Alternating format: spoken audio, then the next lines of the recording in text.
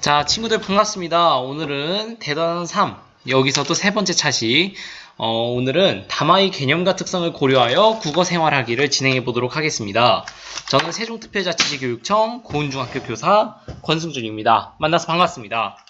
네, 오늘은 이제 3단원에서 제 3차시인데 여러분들과 함께 1번서부터 함께 이제 학습 활동을 진행해 가면서 다마의 개념과 특성을 고려하여 국어 생활하기를 함께 진행해 보도록 하겠습니다. 여러분들 교재로는 124쪽입니다. 124쪽 다마의 개념 그리고 특성을 고려하여 국어 생활하기 이 단원을 함께 배워보도록 하겠습니다.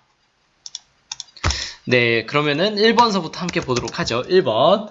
자, 구성 요소를 고려하여 우리가 다마의 의미를 한번 해석해 보도록 하겠습니다. 자, 가와 나가 대화하고 있는데 그냥 나랑 같이 쓸까? 이러니까 나가 그래 같이 써도 괜찮을 거야 이랬더니 가가 같이 쓰려면 조금 작을 수도 있겠다 이러니까 나가 불편하기는 하겠네 이러고 있습니다. 이랬을 때 이 대화의 의미를 여러분들 쉽게 파악할 수 있나요? 그쵸, 대화의 의미를 쉽게 파악하기가 어렵죠? 그 이유가 무엇일까요? 네, 맞습니다. 쉽게 파악할 수 없는 이유는 말하는 이와 듣는 이가 누구이며 언제 어디에서 이루어진 대화인지 무엇을 같이 쓴다는 것인지 알 수 없기 때문입니다.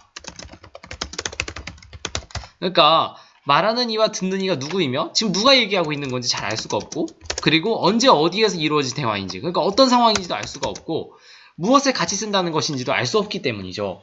결국 이런 것들은 뭐냐면 단순히 상황이 구체적이지 않아서 대화의 의미를 파악하기 어렵다라고 여러분들도 대답할 수 있을 텐데 이것이 다마의 구성 요소 그러니까 다마의 구성 요소인 말하는 이 그리고 듣는 이 뭐 이런 것들 그리고 다마의 내용 뭐 이런 것들에 대해서 우리가 지난번에 다마의 구성 요소에 대해서 함께 배우지 않았습니까? 그래서 다마의 구성 요소에는 말하는 이와 듣는 이 맥락 그러니까 상황 맥락 어디에서 이루어진 대화 이 상황 맥락이라고 볼 수도 있죠. 그리고 전달하고자 하는 내용 무엇을 같이 쓴다 뭐 연필을 같이 쓴다 마스크를 같이 쓴다 뭐 이런 식으로 책상을 같이 쓴다 이런 것에 있어서도 구체적인 내용을 알 수 없었기 때문에 우리가 이걸 이해하기 어려웠던 겁니다. 다음으로 2번 보도록 하겠습니다. 이 대화를 다음 상황에서 이루어진다면 어떤 의미일지 해석해보자 라고 되어 있어요. 여기 보면 우산을 같이 쓰면서 하는 얘기죠. 그랬을 때 이거 같은 경우에는 남매가 학교에 가기 위해 집을 나서면서 우산 하나를 같이 쓰면 불편할지 상의하는 대화이다. 그러니까 남매가 학교에 같이 가려고 하고 있어요. 그랬을 때 같이 써도 괜찮을까? 뭐 이런 생각을 하면서 우산 하나를 같이 쓰면 불편할지 아닐지 상의하고 있었죠. 이게 이제 2번에 대한 여러분들의 답이 될 수가 있겠습니다. 다음으로 세 번째 보도록 하겠습니다. 이 대화가 일어날 수 있는 상황을 더 생각해보자. 그러니까 여기 보면은 두 친구가 교실 사물함 하나를 함께 써야 하는 상황에 대해서도 가 나와 같은 이런 것이 가능하겠죠. 결국 이런 다마의 구성 요소를 고려해 봤을 때 이 대화가 일어날 수 있는 구체적인 상황을 여러분들이 떠올려 보면 된다라는 얘기입니다. 그래서 여러분들이 상황을 설정함으로써 다마의 의미가 어떻게 달라지는지 생각해 보도록 하죠. 자, 뭐 예를 들면 이런 경우에서도 이런 대화가 가능할 것 같습니다. 예를 들면 두 친구가 야영장에서 작은 천막 하나를 함께 사용해야 하는 상황 이럴 때도 쓸 수 있겠고 또 미술 시간에 짝과 함께 도화지 한 장을 나눠 써야 하는 상황 이런 상황에서도 이러한 대화가 이루어질 수 있겠습니다. 결국 말하는 이와 듣는 이 맥락 전달하고자 하는 내용이 명확하게 제시되어 있지 않은 담화 이것이 바로 아까 1번에서 보았던 이런 대화인데 따라서 담화의 의미에는 이런 구성 요소가 영향을 미친다라는 점을 여러분들이 알 수 있었습니다. 담화의 구성 요소 결국 이런 담화의 구성 요소가 담화의 의미에 영향을 미친다. 여러분들 이렇게 정리하면 되겠고 다음 2번 보도록 하겠습니다. 담화의 특성을 고려하여 편지를 완성해보자 라고 되어 있어요. 담화의 특성 자, 그래서 이거 같은 경우에는 일상생활에서 여러분들이 발생할 수 있는 갈등 상황을 담은 편지예요. 그래서 실제 국어 생활에서 여러분들이 접할 수 있는 사례를 바탕으로 해서 통일성 그리고 응집성 이것을 고려해요. 적절한 담화를 생산해 보도록 하겠습니다. 자, 그래서 2-1번 보도록 하죠. 이 편지는 누가 누구에게 어떤 의도로 쓴 것인지 파악해 보도록 하겠습니다. 자, 이제 여기 보면은 305호에 사시는 분께 이렇게 되어 있죠. 그래서 여기 보면은 밤늦게까지 공부하는데 그 시간에도 소리가 들려요 이렇게 얘기하면서 아랫집에 사는 학생이 누구에게? 윗집에 사는 이웃에게, 그리고 어떤 의도? 층간 소음을 줄여달라고 요청하기 위해서 쓴 것이다. 이렇게 보시면 되겠습니다. 그러니까 아랫집에 사는 학생이 윗집에 사는 이웃에게 층간소음을 줄여달라고 요청하기 위해서 쓴 것이죠. 자, 그렇게 보았을 때 다마의 특성을 고려하여 나머지 부분을 완성해보자 라고 되어 있어요. 여러분들 다마의 특성은 무엇과 무엇이라고 했죠? 그렇죠. 다마의 특성에는 통일성 그리고 응집성이 있다라고 했습니다. 그래서 이러한 다마의 특성을 고려할 때 다마의 의미를 분명하게 전달하고 그 짜임새를 높일 수 있다라고 그랬죠. 자, 그래서 통일성이라는 거는 다마는 내용이 하나의 주제로 일관되게 모아져야 한다. 이것이 바로 통일성이었고, 응집성은 어떻습니까? 여러분들 응집성은 어떤 의미였죠? 그렇죠. 응집성 같은 경우에는 다마를 이루는 문장들은 적절한 접속어 아니면 지시어로 긴밀하게 연결되어야 한다. 이렇게 볼 수 있겠습니다. 결국 이러한 다마의 특성을 고려해서 편지 나머지 부분을 완성해보자 라고 되어 있어요. 자, 한번 선생님이 예시로 한번 적어보도록 하겠습니다. 집에서 공부할 때 쿵쿵거리는 소리, 이런 소리에 신경이 쓰여서 집중하기가 힘들어요. 그리고 잘 때에도 그 소리가 계속 들려서 잠을 깊게 자지 못하고 있어요. 그래서 이렇게 부탁드립니다. 다음 주 시험 기간만이라도 쿵쿵거리는 소리가 나지 않도록 주의해 주실 수 있을까요? 자, 그래서 갑자기 이런 편지를 드려서 다시 한번 죄송합니다. 그리고 읽어주셔서 감사합니다. 이런 식으로 써볼 수 있겠죠. 여러분도 이렇게 보았을 때 다마의 특성을 아까 고려해보자라고 얘기했어요. 다마의 특성. 자, 그랬을 때 이 다마의 특성이 통일성과 응집성을 고려해보았을 때 어떤 주제로 일관되게 하고 있죠? 그렇죠. 윗집에서 이제 조용히 좀 해달라고, 밤에 조용히 좀 해달라고, 층간소음에 주의 좀 해달라고 부탁하고 있죠. 이런 부탁하는 주제가 통일성 있게 일관되게 모아지고 있습니다. 그랬을 때 이제 응집성 같은 경우에는 적절한 접속어나 지시어, 지시어로는 이런이라든가, 그리고 이런 거 같은 경우에 접속어라고도 볼 수가 있겠죠.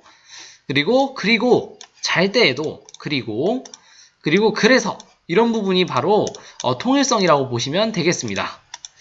응집성이라고 보시면 되겠습니다. 결국 다마를 이루는 문장들이 적절한 접속어나 지시어, 여기서는 그리고 그래서 이런 것들, 그리고 이런이라는 지시어, 그리고 그래서 같은 접속어, 이런 걸로 다 응집성을 높여줬다면 통일성 같은 경우에는 하나의 주제로다가 이어지도록 하고 있습니다. 그래서 이러한 하나의 주제 같은 경우에는 밤에 조용히 좀 해달라, 층간소음을 줄여달라, 이런 식으로 하나의 주제로다가 일관되게 얘기가 되고 있죠. 그래서 시험 기간만이라도 쿵쿵거리는 소리가 나지 않도록 주의해 주십시오라는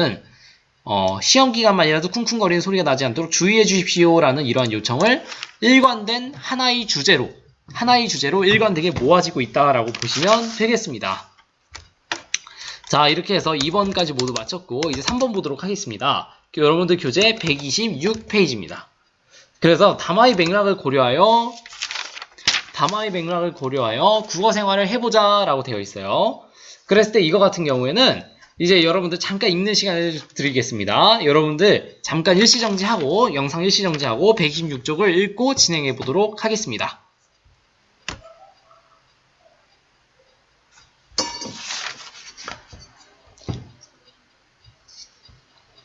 네, 여러분들 126쪽 다 읽어보았나요? 네, 함께 보도록 하겠습니다. 요거 같은 경우에는 한국이 언어 문화를 잘 모르는 외국인이 우리라는 말의 의미를 잘못 이해하여 의사소통에 어려움이 생긴 상황을 담은 글입니다. 그러니까 여기서 봤을 때 다니엘 우리 엄마야 라고 했더니 너희 형제였어? 이렇게 얘기하고 있죠.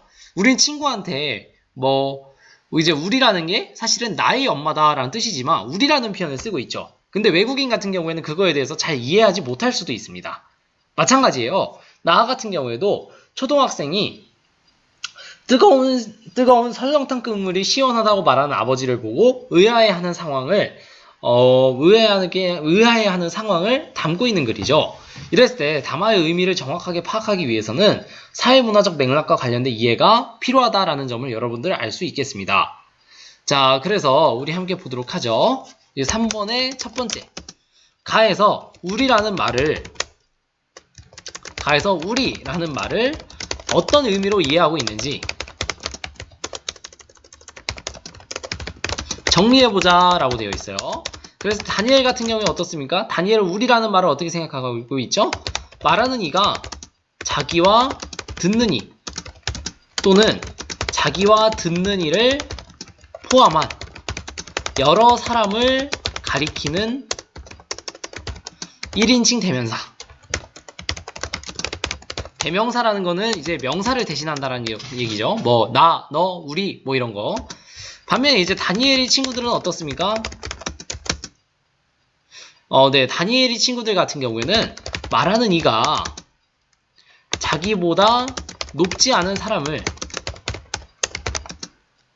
상대하여 어떤 대상이 자기와 친밀한 관계임을 나타낼 때 쓰는 말이다. 이렇게 보면 되겠습니다. 결국 다니엘이 사용한 우리라는 표현과 다니엘이 친구들이 사용한 우리라는 표현이 각각 다른 의미로 이해되고 있다라는 점을 여러분들 알 수 있었습니다. 자, 그래서 여러분들이 선생님 저는 너무 어려운데요 라고 싶은 친구들은 사전을 한번 찾아보는 것도 하나의 방법입니다. 우리라는 말의 의미가 국어사전에서 어떤 의미인지 함께 생각해보면서 함께 생각해보도록 하겠습니다. 네, 사전을 함께 보도록 하죠. 여기다가 우리라는 표현을 쓰면은 네, 여기서 보면은 말하는 이가 자기나 자기 무리를 포함한 여러 사람을 일컫는 말 이런 게 있는가 하면 말하는 이가 자기와 관련된 대상을 친근하게 일컫는 말 이렇게 볼 수도 있죠.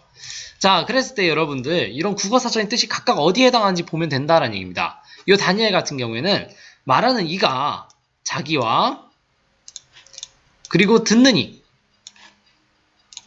그리고 자기와 듣는 이를 포함한 여러 사람 이런 것들을 가리키는 1인칭 대명사로 해석하는 반면 다니엘의 친구들 같은 경우는 어떤가요?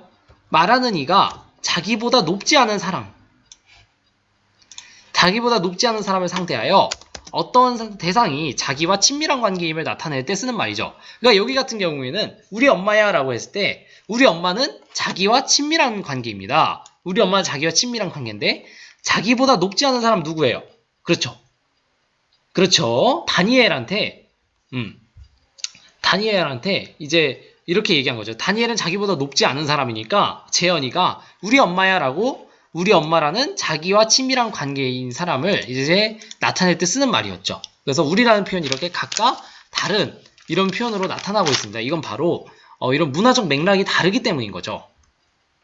그래서 사회문화적 맥락이라는 표현을 여러분들이 지난번에 배웠는데 이런 사회문화적 맥락이 다르기 때문에 여러분들이 이런 일이 생겨났다라고 볼 수 있겠습니다. 그래서 2번을 살펴볼 수 있죠. 1번과 같은 의미 차이가 생긴 이유에 대해서 보도록 하죠. 다니엘이 한국 사회에서 어떤 대상이 자기와 친밀한 관계임을 나타낼 때 우리라는 표현을 흔히 사용한다는 점을 몰랐기 때문입니다. 그렇죠. 다니엘 같은 경우에는 한국 사회에서 어떤 대상이 자기와 친밀한 관계임을 나타낼 때 우리라는 표현을 흔히 사용한다는 점을 몰랐죠. 단순히 1인칭 대명사라고만 생각했기 때문입니다. 그뿐만 아니에요. 다니엘의 나라와 달리 한국에서는 자신을 포함한 여러 사람을 가리키지 않을 때에도 무엇을 쓰죠? 그렇죠. 우리라는 말을 자주 쓰는 문화가 있기 때문입니다. 자, 그래서 한국인과 외국인이 같은 단어에 있어서 의미를 해석하는 과정에서 차이가 생긴 거죠. 이것은 바로 어떤 맥락의 차이라고요, 여러분들? 선생님과 아까 함께 보았는데, 그쵸. 사회문화적 맥락. 이런 사회문화적 맥락이 다르기 때문에 이런 사회문화적 맥락이 담화의 의미에 영향을 미쳤다. 이렇게 보시면 되겠습니다. 자, 다음으로 3번 보도록 하겠습니다. 자, 3번 보면은 나에서 시원하다가 사용되는 맥락을 고려하여 적절한 댓글을 달아보자 라고 되어 있어요. 자, 이랬을 때 여러분들 이런 걸 생각해 볼 필요가 있어요. 이런 사회문화적 맥락이라는 것이 단순히 이제 다른 나라에서 온 친구, 다른 문화권에서, 다른 뭐 유럽, 아프리카 뭐 이런 데서 온 친구들 뿐만 아니라 여러분들이 세대에 따라서도 달라질 수 있다는 점, 그리고 특정 상황에서 오랫동안 사용해온 역사적 사회적 상황을 몰랐다는 점이 바로 초등학생이 말의 의미를 이해하지 못하는 데 영향을 주었다는 것을 알 수 있었다는 겁니다. 결국 이런 사회문화적 맥락은 역사적, 사회적 상황, 이런 것들은 모두 사회문화적 맥락에 포함된다라는 겁니다. 사회문화적 맥락에 이런 것들은 포함이 된다. 자, 그래서 3번 보도록 하겠습니다. 나에서 시원하다가 사용하는 맥락을 고려해 적절한 댓글을 달아보자 라고 되어 있어요. 이랬을 때 아버지께서 땀을 뻘뻘 흘리시면서 시원하다고 말씀하셔서 의아하셨군요. 우리나라에서는 음식이 차고 산뜻할 때, 이때뿐만 아니라 뜨거우면서 속을 후련하게 할 때에도 시원하다는 말을 써요. 그래서 따라서 아버지께서는 거꾸로 말씀하신 것이 아니라 상황에 맞게 말씀하신 것이랍니다. 이렇게 써볼 수 있겠죠. 그러니까 여기서 보면은 아버지께서 설렁탕을 뜨거운데 시원하다 이러면서 얘기한 거죠. 그랬을 때 이 초등학생은 아버지가 거꾸로 말했다라고 생각하고 있어요. 근데 이것은 우리나라에서 음식이 차고 산뜻할 때, 이때도 물론 시원하다라고 합니다만 뜨거우면서 속을 후련하게 할 때에도 시원하다라는 말을 쓰기 때문이다라고 이해하시면 될 것 같습니다. 그래서 아버지는 거꾸로 말씀하신 건가요? 아니죠. 따라서 아버지께서는 거꾸로 말씀하신 것이 아니라 상황에 맞게 말씀하신 겁니다 라고 여러분들이 이해하시면 되겠습니다. 그래서 이러한 것 또한 여러분들이 역사적 사회적 상황을 몰랐기 때문에 이 초등학생이 오해를 했다라고 보시면 되겠습니다. 이런 것처럼 여러분들이 가와 나처럼 담화의 맥락을 이해하지 못해서 의사소통에 어려움을 겪은 경험을 떠올려보자 이렇게 되어 있어요. 이건 여러분들이 경험을 자유롭게 얘기해주면 됩니다만 선생님은 이런 사례를 한번 준비를 해봤어요. 자, 외국인 친구와 한정수량 사은품을 사려고 꽤 먼 곳까지 선생님이 간 적이 있습니다. 하필 바로 앞에서 물량이 소진되었어요. 그래서 선생님이 어떤 마음이 들었을까요? 그러면은 그렇죠. 허탈한 마음에 선생님이 뭐라 얘기했냐면 이거 완전 닭 쫓던 게 지붕 쳐다보는 꼴이네. 이렇게 선생님이 얘기하니까 어떻게 됐습니까? 그렇죠. 이렇게라고 말했더니 외국인 친구가 갑자기 닭과 개 이야기를 왜 하니? 영문을 몰라 해서 선생님이 다시 설명해 준 적이 있습니다. 이런 식으로 여러분들이 다양한 맥락이라든가 사회문화적 맥락, 상황 맥락 이런 것들을 이해하지 못하는 경우를 바로 예시로 들으면 되겠습니다. 선생님 같은 경우에는 외국인 친구랑 같이 이제 한정수량 사은품을 타려고 막 열심히 갔어요. 선생님이 꽤 먼 곳까지 간 겁니다. 이제 여러분들로 치면 이 세종에서 뭐 서울까지 간 거예요. 꽤 먼 곳까지 갔죠. 그랬는데 선생님 바로 앞에 있던 사람까지만 나눠주고 선생님이 받지 못한 거예요. 선생님이 뭐 예를 들면 100명까지 선물을 준다라고 했으면 선생님이 101번째였던 겁니다. 그래서 선생님이 허탈한 마음에 이거 완전 닭 쫓던 게 지붕 쳐다보는 꼴이네 라고 얘기했어요. 여러분들은 이 말을 이해할 수 있죠? 왜냐하면 이런 여러분들의 속담이라든가 이런 관용적 표현들은 여러분들이 많이 사용했기 때문이죠. 근데 이 외국인 친구 같은 경우에는 뭐 이런 말을 이해할 수 있었을까요? 뭐 예를 들어 미국에서 왔어요. 막 치킨이 막 dog in the roof 이해할 수 없다라는 얘기입니다. 바로 이런 것처럼 외국인 친구는 우리 사회문화적 맥락을 이해할 수 없었기 때문에 바로 이러한 사회문화적 맥락을 이해할 수 없기 때문에 담화의 의미를 완벽하게 이해할 수 없었고 결국 아까 다니엘과 다니엘의 친구들이 우리라는 표현에 대해서 다르게 이해한 것처럼 사회문화적 맥락은 담화의 의미에 영향을 미친다라고 보시면 되겠습니다. 자, 그래서 여러분들이 이런 학습한 내용을 토대로 실제 국어 생활에서 사회문화적 맥락을 이해하지 못해서 의사소통에 어려움을 겪은 경험을 자유롭게 이야기해 보시면 되겠습니다.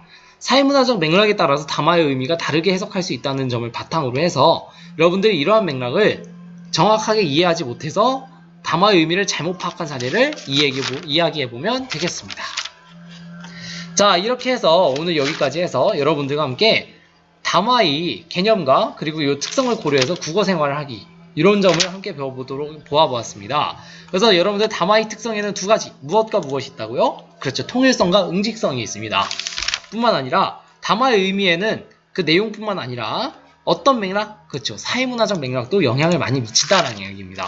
결국 여러분들 잠깐 정리해보면 담화의 구성 요소에 4가지가 있다고 했는데 바로 무엇이 있다고 그랬죠? 여러분들? 그렇죠. 그렇죠. 담화의 구성 요소에는 무엇이 있다고 그랬어요? 여기 담화의 구성 요소 여러분들 121페이지 아래쪽에 있습니다. 바로 말하는 이, 그리고 듣는 이, 그리고 맥락. 맥락에는 아까 얘기한 사회문화적 맥락뿐만 아니라 상황 맥락, 그리고 전달하고자 하는 내용이 있습니다. 바로 이러한 담화의 구성 요소가 어디에 영향을 미친다고요, 여러분들? 그렇죠. 담화의 구성 요소가 담화의 의미에 영향을 미친다라고 보시면 되겠습니다. 자, 그래서 오늘 담화의 특성에 대해서, 담화의 구성 요소에 대해서 이러한 것이 어떻게 담화의 의미에 영향을 미치는지 함께 살펴보았습니다. 네, 이것으로 해서 3단원 3차시 수업을 모두 마치도록 하겠습니다. 여러분들 모두 고생 많았고 저는 세종특별자치시교육청 고운중학교 교사 권승준이었습니다. 이것으로 수업 마치도록 하겠습니다. 모두 감사합니다.